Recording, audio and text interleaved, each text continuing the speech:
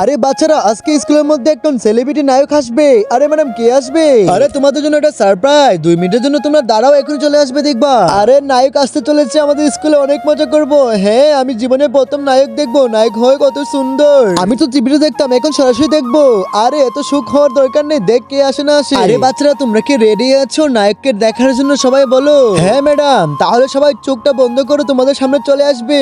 ওকে ঠিক আছে ম্যাডাম, বন্ধ করে দিয়েছি। তাহলে আমি গুনতেছি 1 2 3। সবাই দেখো, তোমাদের হিরো চলে এসেছে। আরে কই কই দেখি তো। আরে এটা কে রে? এটা তো হিরো না। আরে কি হয়েছে তোমাদের? আরে ম্যাডাম, আপনি তো বলছেন হিরো আসবে, কিন্তু এটা তো হিরো আসে না, এটা তো একজন আর্মি চলে এসেছে। আপনি তো মিথ্যে কথা বলেন। আমি ভাবছিলাম যে সত্যি সত্যি আমরা হিরো দেখবো। আরে আসল হিরো তো তারা না যারা মুভির মধ্যে নাটক করে, আসল হিরো তো তারা যারা দেশের জন্য লড়াই করে। আর্মি হচ্ছে দেশের আসল হিরো, এই জন্য ওকে নিয়ে এসেছি। হ্যাঁ ম্যাডাম, আমরা বুঝে গেছি আমাদের নায়ক হচ্ছে আর্মি, যারা আমাদের জন্য দেশের জন্য কষ্ট করতেছে। স্যালুট সবাইকে। বন্ধুরা, আর্মিকে ভালোবাসলে লাইক করে চ্যানেলটিকে সাবস্ক্রাইব করে দাও।